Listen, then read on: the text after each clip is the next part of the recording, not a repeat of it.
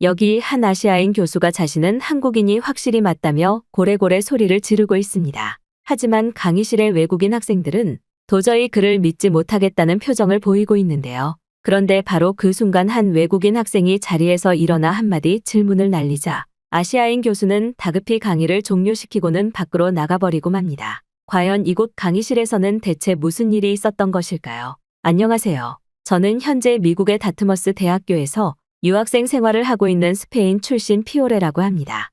이제 막 1학년 유학생 생활을 보내고 있는 저는 최근 스마트폰 기계 공정이나 스마트폰 디자인 회사로 해외 취업을 하기 위해 기계공학 디자인과 한국 관련 공부를 같이 하고 있는데요. 그도 그럴 것이 현재 스마트폰과 디스플레이 관련 대기업 회사는 한국이 세계 1위라고 할 수 있을 정도로 기술 발전이나 디자인에서 독보적인 것은 물론 스마트폰 하나로 도시 인프라를 모두 누릴 수 있는 한국만의 디지털 인프라 생활 환경은 눈으로 보면서도 믿어지지가 않았기 때문입니다. 현재 제가 머무르고 있는 미국이나 고향 스페인은 단순히 휴대폰의 디자인에만 치중한다고 할 수 있을 정도로 휴대폰으로 딱히 생활의 편리함을 얻을 수 있는 것은 많이 없는데 오로지 한국만은 정말 스마트폰 하나로 모든 생활이 가능한 디지털 인프라가 이미 한국인들에게 평범한 상용화가 되어 있어 다른 나라들과는 전혀 다른 모습을 보여주고 있었거든요. 그런데 얼마 전 저는 이와 관련해 굉장히 이상한 일을 겪고 말았는데요. 그날은 저희 학교에 최초로 한국인 교수님이 오셔서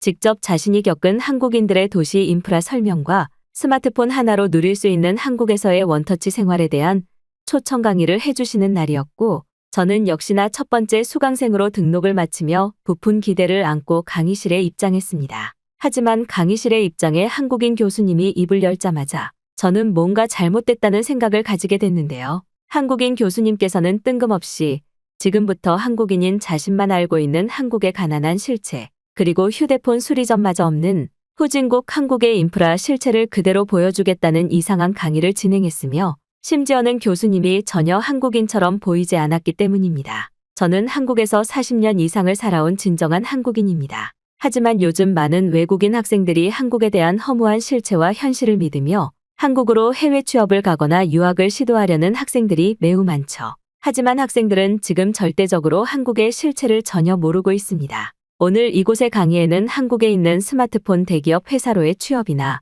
이와 관련한 사업을 구상 중인 학생들이 많은 것으로 알고 있는데 안타깝지만 지금의 한국은 그러한 사업을 진행할 수 있는 선진국 인프라를 가지고 있지 않습니다. 무엇보다 한국에서 40년 이상을 살아온 제가 말씀드리는 현실이니 절대적으로 거짓말이 없다는 사실이 그 증거가 되겠죠. 학생들은 지금 휴대폰이 고장나면 어떻게 하나요? 당연히 너무나 자연스럽게 3개월 정도 예약 시간을 가진 뒤 휴대폰 수리점을 방문하거나 시간이 너무 오래 걸리면 그냥 새로운 휴대폰을 구매하게 됩니다. 하지만 한국은 어떤지 아시나요? 아쉽게도 지금의 한국은 휴대폰 수리점이 길거리에 전혀 존재하지 않습니다. 그리고 이러한 현상의 중심 이유에는 현재까지 한국인들이 휴대폰을 구매할 수 있는 사회적인 경제 여건이 준비되지 않아 대부분의 한국인들이 휴대폰이 없다는 것이 그 이유가 되겠죠. 믿어지시나요? 현재의 디지털 시대에서조차 한국은 완벽하게 뒤떨어진 가난한 생활을 하고 있다는 사실을 말입니다. 어떤가요?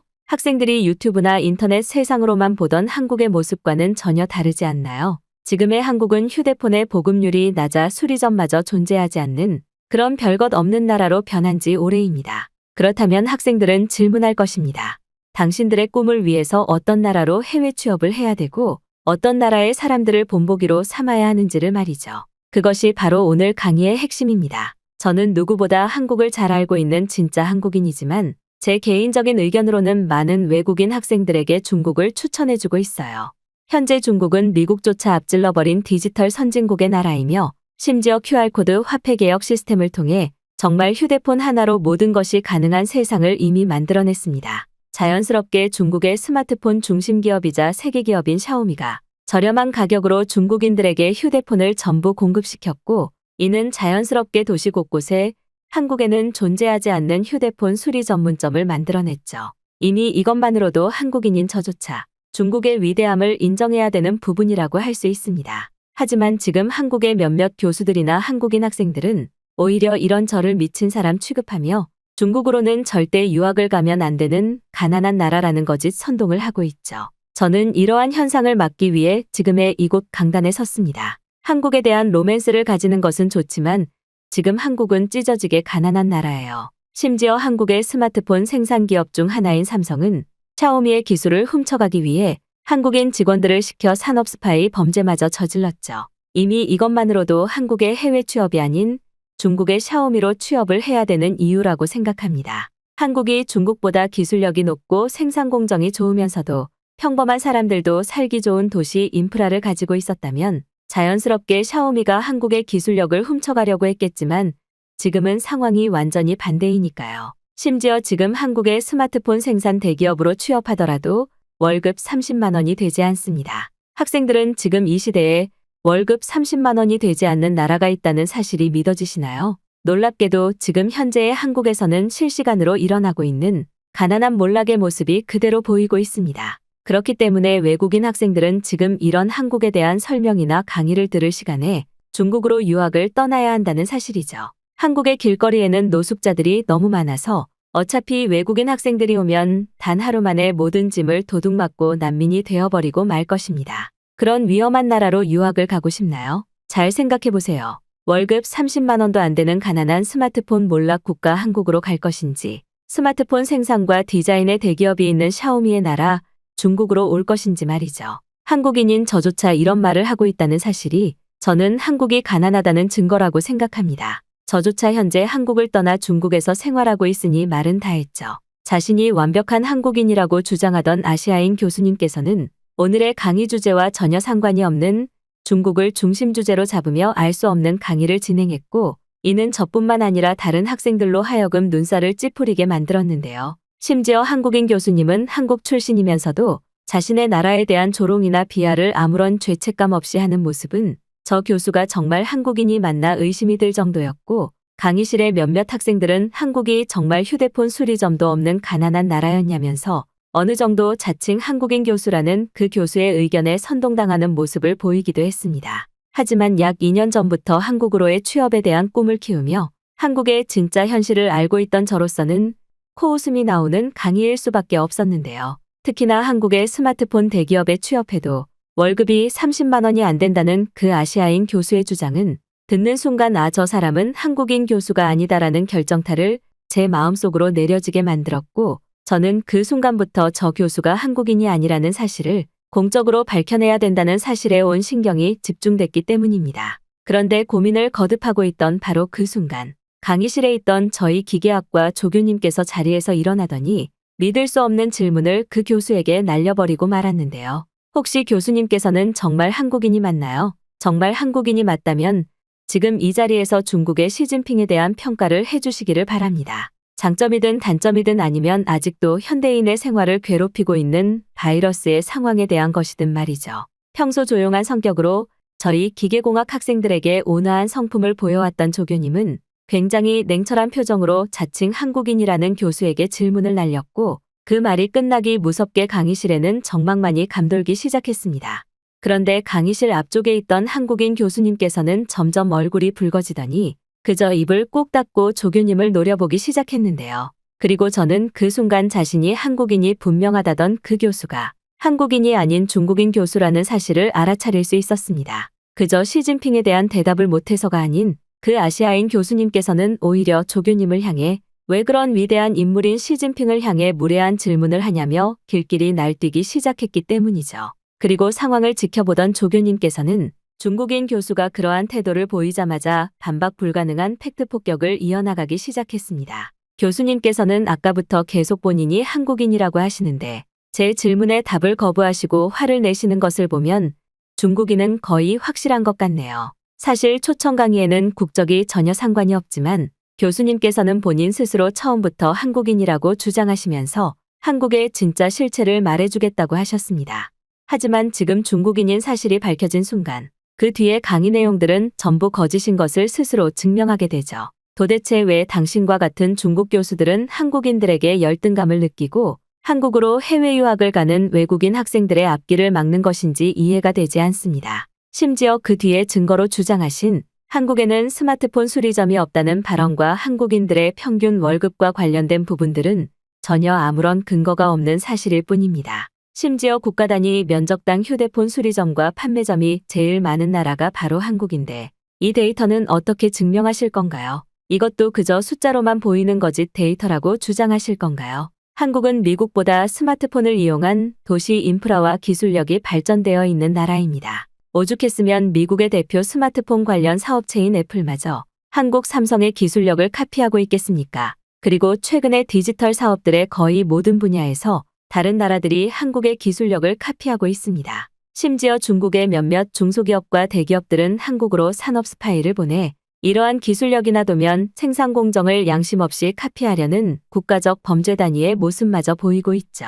어떤가요? 아까 교수님이 주장하셨던 모든 사실과는 반대의 상황 아닌가요? 제가 하고 싶은 말이 바로 이겁니다. 교수님께서는 지금 중국과 한국을 반대로 설명하면서 한국에 대한 의도적인 조롱과 비하를 발언하고 있어요. 한국에서 태어난 진정한 한국인이라면 이런 한국에 대한 거짓 선동사실을 수많은 외국인 학생들 앞에서 발언하지 않을 뿐더러 자신의 출생지인 국가를 비하할 이유마저 더더욱 없죠. 즉 교수님께서 발언하셨던 모든 것들은 중국의 처참한 실체는 숨기면서도 이와 반대로 많은 외국인 학생들에게 인기를 끌고 있는 한국으로의 유학이나 여행 관광 산업을 막으려는 의도가 아닌가요? 현재 휴대폰 수리점은 대부분의 나라에 있습니다. 이러한 평균적인 기술력의 상황에서조차 한국은 휴대폰 수리점이 없고 그 이유가 휴대폰을 사용할 정도로 부유하지 못해 가난하다니 그게 정말 교수로서 할 수 있는 발언인지 궁금하네요. 안타깝지만 디지털 인프라의 산업에 실패한 유일한 나라가 바로 중국 아닌가요?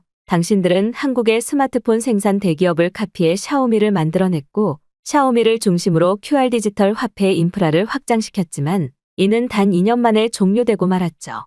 이유가 뭔지 아시나요? 이러한 QR코드 도입 기술력이 부족했던 것도 당연한 이유지만 그보다 더욱 중요한 바로 중국인들의 처참할 정도로 무너진 시민의식이 있었기 때문입니다. QR코드 디지털 화폐를 도입시키자 월급 5만 원을 받으며 가난한 인생을 살아가던 중국의 자영업자들이 이를 악용했기 때문이죠. 자신들의 가게에 설치된 QR코드 화폐를 기술자들과 무단으로 해킹해 디지털 화폐를 털어가거나 그곳의 고객 개인정보를 브로커들에게 팔아넘겼기 때문입니다. 이것이야말로 중국이 얼마나 가난한 나라인지 그대로 보여주고 있는 이유이자 디지털 산업에서 올바른 시민의식이 얼마나 중요한지 보여주는 증거가 아닐까 싶은데요. 하지만 이와 반대로 한국은 이미 오래전부터 체계적인 교육과정과 한민족 시민의식을 가진 특성 때문에 무인 디지털 산업이 굉장히 빠른 속도로 성장해 나갔습니다. 심지어 지금 그들이 자랑하고 있는 스마트폰을 이용한 무인 산업 인프라는 눈으로 보면서도 믿어지지가 않을 정도죠. 놀랍게도 한국에서는 휴대폰 하나로 결제부터 대중교통 탑승 심지어 영화 관람과 전화 통화 그리고 병원 예약까지 가능한 초선진 인프라의 모습을 보여주고 있습니다. 심지어 한국인들에게는 이러한 생활이 너무나 평범한 일상이다 보니 자신들이 얼마나 편리하고도 효율적인 기술력을 누리며 한국에서 살고 있는지 모를 정도이죠. 중국과는 완전히 반대되는 모습이라고 할 수 있습니다. 이제 교수님께서도 인정하시겠나요? 한 가지 더 좋은 예를 보여드리겠습니다. 중국의 중심 수도인 베이징만 하더라도 저녁 8시가 넘어가면 약국이나 병원을 이용할 수 없는데요. 수도인 베이징마저 이런 모습이니 중국의 외곽 도시들은 안 봐도 뻔한 상황일 것입니다. 하지만 한국은 완전히 반대의 상황이죠.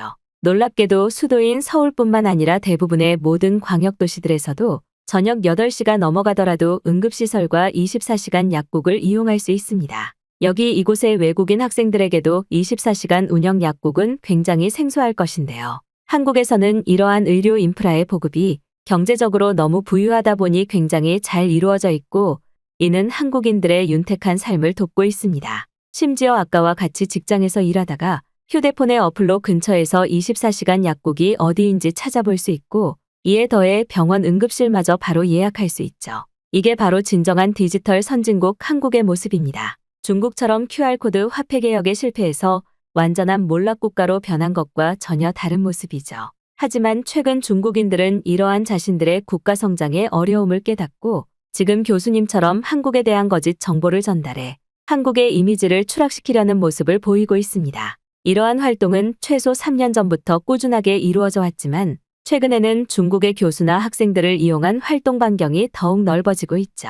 그리고 이제는 저희 학생들의 눈앞에 있는 국적마저 한국인으로 속인 중국 교수님의 모습처럼 선을 넘은 모습들이 나오고 있습니다. 지금이라도 이곳의 학생들과 한국인들에게 사과하시기 바랍니다. 교수님은 그저 자신의 거짓 발언의 신뢰성을 얻기 위해 한국인으로 신분을 속이면서까지 저희에게 거짓 강의를 했던 것이 전부잖아요. 한국에서의 유학 생활을 통해 선진국 인프라 기술력과 그들이 얼마나 살기 좋은 부유한 환경을 누리고 있는지 알고 있는 저로서는 분노가 끓어오르고 있습니다. 여기 이곳의 학생들도 지금 똑똑히 봐두시기 바랍니다.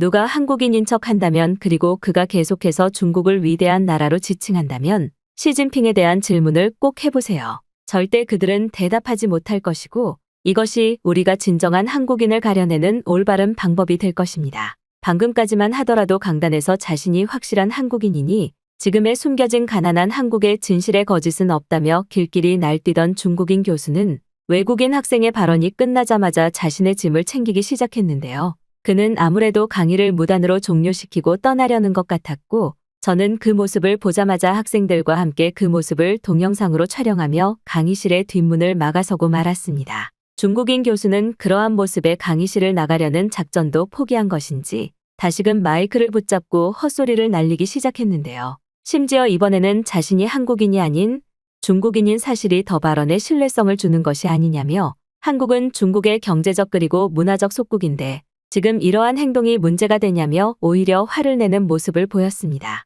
그리고 역시나 그 말을 들은 저와 나머지 학생들은 어이가 없을 수밖에 없었고 곧바로 다트머스 대학 학생 경호팀을 부르기로 했는데요. 하지만 중국인 교수의 헛소리 발언은 멈추지 않았습니다. 제가 한국인이 아니었다는 사실이 그렇게 화를 내며 분노할 일인가요? 저는 오히려 저희 말의 신뢰성을 얻기 위해 한국인으로 국적을 바꾼 것뿐이지 학생들을 속인 것이 아닙니다. 심지어 한국은 원래부터 중국의 속국이었으니 저는 신분을 2개 가지고 있는 것이나 마찬가지예요. 상황에 맞춰서 저는 중국과 한국을 넘나드는 국적 신분을 가질 수 있다는 말입니다. 그리고 아까 한 학생이 한국은 중국보다 부유한 경제 선진국이라고 했는데 그 말이 사실이면 지금 당장 한국으로 한번 가보면 되잖아요. 저 또한 한국을 여러 번 경험했으니 길거리에 노숙자밖에 없는 한국의 현실을 알고 있는 것입니다. 그리고 설령 한국이 제가 모르는 사이 빠르게 발전해 휴대폰 수리점이 많은 부유한 나라로 변했다고 하더라도 그건 중국이 한국에 도움을 줬기 때문이죠. 제 말이 틀렸나요? 지금 중국인들이 월급을 5만 원만 받고 있는 것은 나머지 돈을 한국인들의 경제 발전을 위해 전부 기부 형식으로 보내주고 있기 때문입니다. 이미 중국인들은 부유하니 지역은행과 연계시켜 나머지 돈을 한국으로 보내 한국인들의 가난한 생활을 복구시키려고 하는 것이죠. 그리고 그러한 이유에는 한국이 중국의 속국이라는 중요한 이유가 있기 때문입니다. 즉, 지금 중국이 가난한 부모의 마음으로 자식인 한국의 모든 것을 투자하고 있기 때문이죠. 그렇다면 이제 우리 중국도 한국의 대기업의 기술적 도움을 사례로 받아도 되잖아요. 신분을 속인 것은 사기에 가까운 행동이 맞지만 저는 정당한 이유가 있었다고 생각합니다. 중국인 교수는 학생들의 손을 뿌리치면서까지 강의실 밖으로 나가면서 자신의 고집을 굽히지 않았고 저는 그 모습을 보자마자 좋은 방법이 떠오르더군요. 저는 약 1년 전 한국에 관한 공부를 하기 전 친구의 제안으로 중국으로 간단한 여행을 다녀왔었는데 그때 찍은 동영상이 제 스마트폰에 남아 있었고 저는 곧바로 강단에 있던 중국인 교수의 노트북과 제 스마트폰을 연결해 프레젠테이션 화면으로 송출하기 시작했습니다. 자, 다들 보세요. 이게 바로 중국의 가난한 현실입니다. 중국은 애초부터 가난하고 기술력이 없는 1차 노동력의 나라였어요. 그들은 50년 전과 30년 전과 지금과 전혀 다를 것이 없는 경제 후진국을 보이고 있습니다. 지금 중국공항 근처에 있는 수많은 노숙자들이 화면으로 보이죠? 이런 중국의 처참한 현실이 있는데 한국이 중국의 속국이라고 주장하다니 당신은 교수 자격을 어떻게 획득한 것인지 정말 궁금할 지경입니다. 이렇게 눈으로 보여줘야만 현실을 믿나요? 그리고 안타깝지만 한국의 휴대폰 수리점은 중국과 다르게 단 하루 만에 수리가 가능한 예약 시스템과 기술력을 가지고 있어요. 아까 스스로 중국에서는 3개월 정도 수리 예약 시간이 필요하다고 했는데 이미 이것만으로도 어떤 나라가 살기 좋은 나라인지 저는 증명되었다고 생각합니다. 이곳에 많은 학생들도 간단한 휴대폰을 수리하는데 하루밖에 걸리지 않는 한국이 정말 사실인지 믿어지지 않을 것입니다. 그건 저 또한 그랬어요. 하지만 놀랍게도 한국인들에게는 이러한 편리한 생활이 이미 평범하게 여겨지고 있고 도시 그 어느 곳에서라도 편리하게 가까운 휴대폰 수리점을 방문해 휴대폰을 수리하고 케어받을 수 있죠.